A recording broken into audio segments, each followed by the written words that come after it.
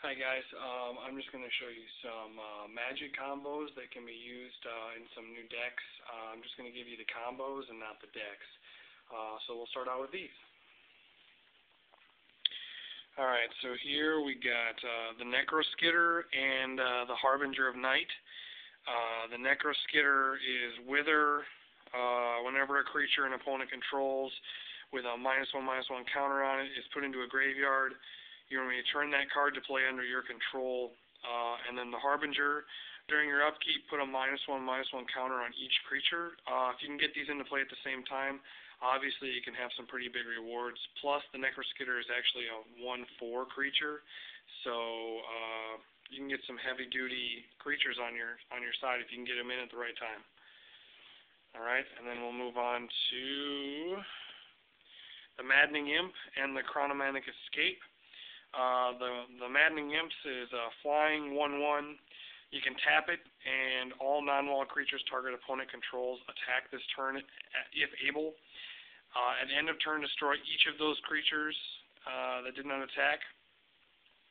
The Chronomantic Escape is kind of expensive to bring in, but it says until at the end of turn, creatures can't attack you, and then you remove it from the game with 3 time counters on it, so it suspends itself.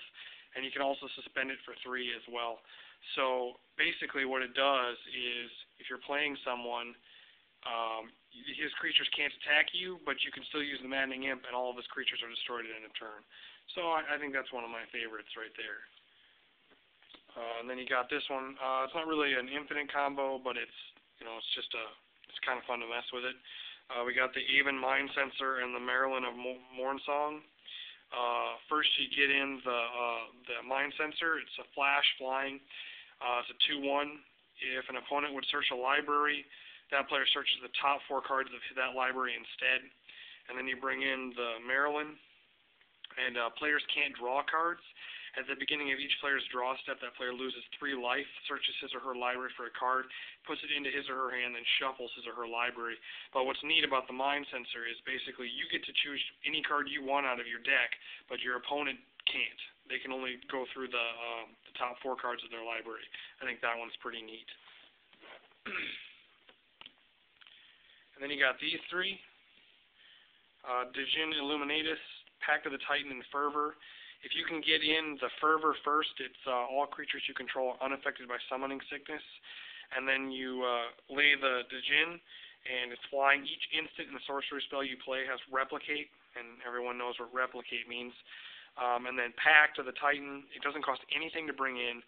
It's red, and you put a 4/4 red giant creature token into play. And if you have the Djinn, you can constantly, it's basically an infinite combo, and since you have Fervor in, you pretty much get the picture. You can attack and annihilate your opponent as soon as you can get these 3 cards in. And my last and final favorite for the night, Biorhythm and Plague Wind. Plague Wind destroys all creatures you don't control, and they can't be regenerated. And Biorhythm, each player's life total becomes the number of creatures he or she controls. They cost a shitload to bring in. It's 9 for the Plague Wind and 8 for the Biorhythm, but you can do them in back-to-back turns if you can get enough land, and you win the game. So there you go, guys. Enjoy.